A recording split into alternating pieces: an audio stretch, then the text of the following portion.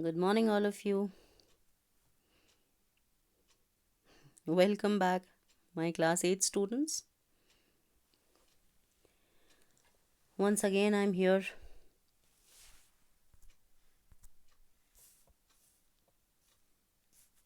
with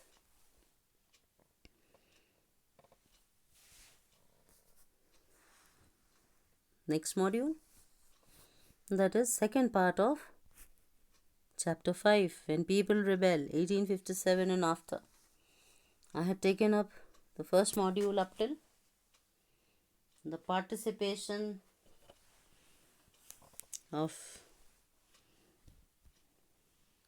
politically motivated people, leaders from different parts, and of course, the cause of uprising or immediate cause, or in the previous module I had discussed causes of the revolt and the rumor of the cartridges being smeared with cow and pig fat was the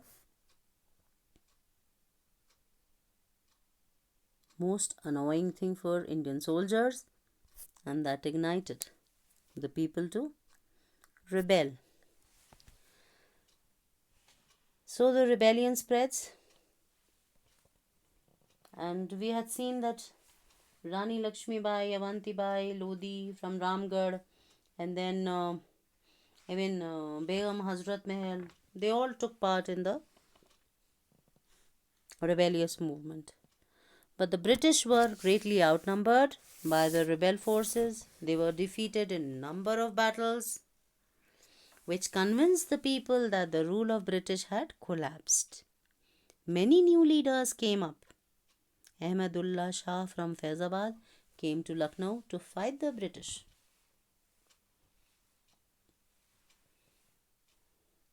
And even Ahmadullah Shah had given a prophecy that the rule of British would come to an end very soon. He caught the imagination of the people and raised a huge force of supporters. Bakht Khan, a soldier from Bareilly, became a key military leader of the rebellion. He took charge of a large force of fighters who came to Delhi. And in Bihar, Kunwar Singh joined the rebel sepoys and battled with British for months together. Leaders and fighters from across the land joined the fight. In Delhi, a large number of Ghazis or religious warriors came together to wipe out the British.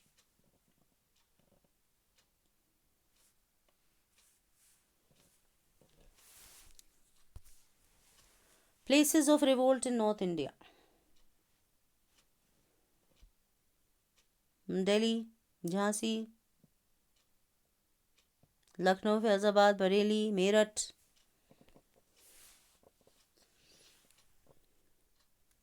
These were the places where upheaval had taken place. Jhansi, Meerut, Delhi, Lucknow, Kanpur, Bareilly, Faizabad were the main centers of revolt. And let me tell you, other centers of revolt were Mahau, Aligarh, Rohtak, Jabalpur, Bulandshahr, Muradabad, and Azamgarh. It is also given in your NCERT textbook in detail. Suppression of the revolt. British Army freed Delhi, the epicenter of the revolt. Bahadur Shah Zafar was tried and sent to Rangoon. His children were killed. Control of Delhi and imprisonment of Bahadur Shah Zafar broke the backbone of mutiny. Lucknow was recaptured in 1858. Rani Lakshmi Bai was killed and Tatya Tope was captured and hanged to death.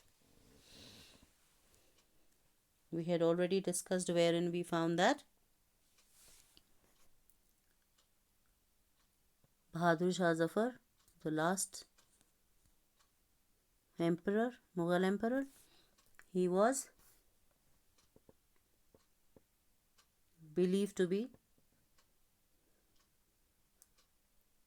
kept in jail in Rangoon. Although it was made clear by the Britishers that after his death, his legacy would end.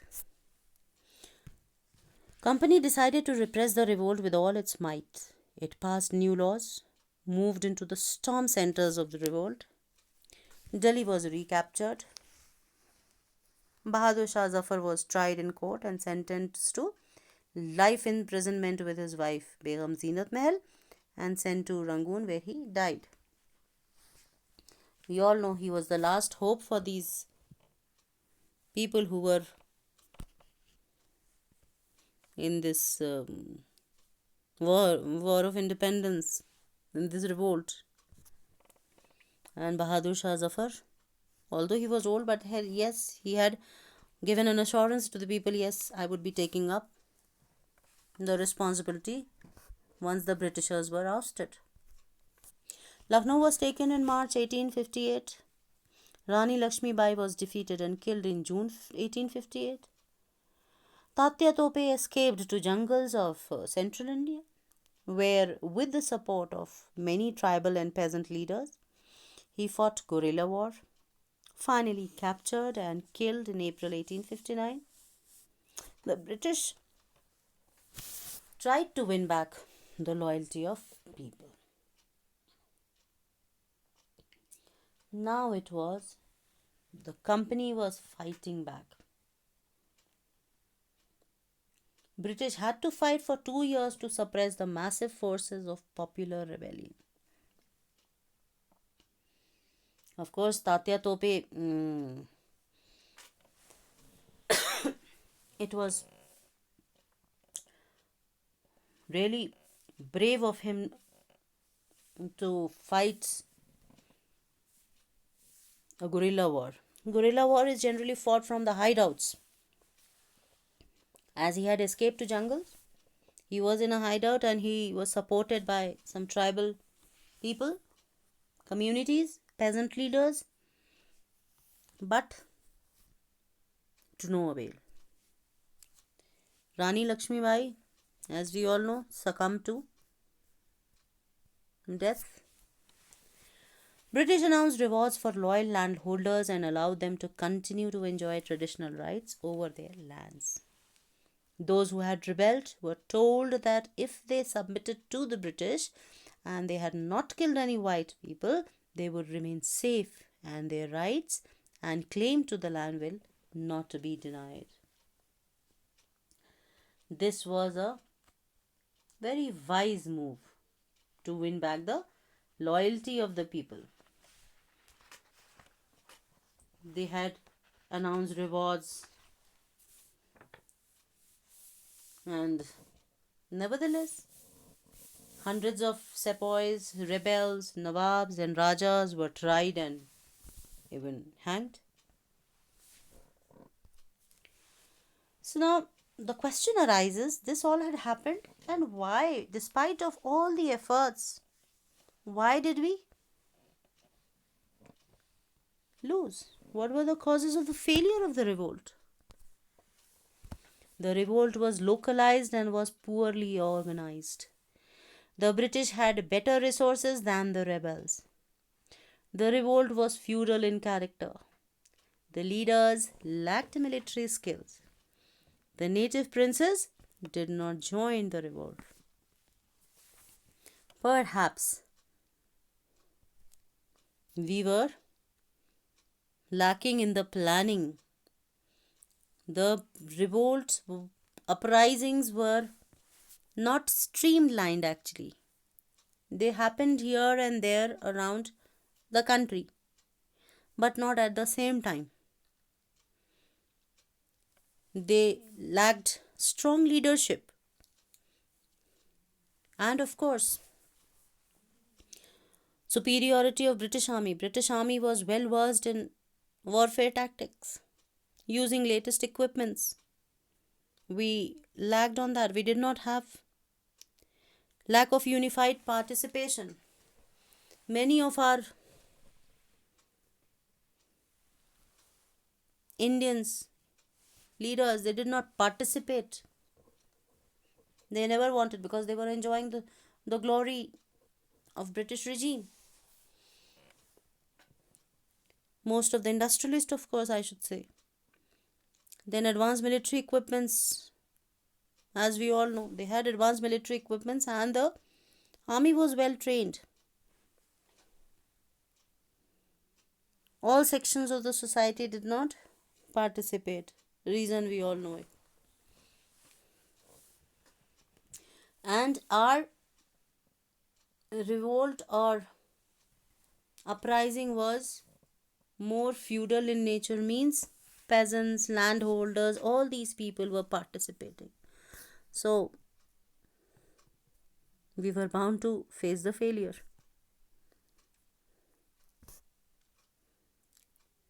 Again and again it is mentioned everywhere that failed due to lack of planning. 10th May, when this uprising happened, it was quite before what we had planned. So it was just the provocative issue was the immediate cause. That immediate cause, although things were brewing up, but the immediate cause, that was grease cartridges. New phase of history began after 1857. British had regained control of the country by the end of 1859. Now comes the aftermath. Since British had regained control, but they could not carry on ruling the land with the same policies, they had to change. And so did they do. British Parliament passed a new act in 1858 and transferred the powers of the East India Company to the British Crown. The Governor General of India was given the title of Viceroy. Through this, British government accepted direct responsibility for ruling India. Of course, this was to ensure the management of Indian affairs. A member of British cabinet was appointed Secretary of the State. Now, proportion of Indian soldiers in army would be reduced and a number of European soldiers to be increased. Smart of them, because they knew that Indian soldiers would be having allegiance to their own country. The ruling chiefs were given assurance that their territory would never be captured in future and their kingdom would pass over to their heirs, including adopted sons, but British Queen to be accepted as sovereign paramount. Thus, the Indian rulers were to hold the kingdoms and subordinates to British crown. British paramountcy was proclaimed. British decided to respect the customary religious and social practices of the people of India. This was equally important. Why? Because they knew we have to gain back the favor. We have to gain back the trust of Indians. Policies were made to protect landlords and zamindars and give them security of rights over their lands. And land and property of Muslims was confiscated on large scale, and they were treated with suspicion and hostility. The British believed that they were responsible for the rebellion in a big way. And later on, when we would be discussing the chapters, last few chapters are about struggle for independence. So there we would be talking about, and we would find that Britishers believed in divide and rule, and so did they do. Here in your textbook also, the map is given, main centers of revolt and other centers of revolt, which would be equally helpful to you. I suggest that you go through your chapter from NCERT textbook. That's very important.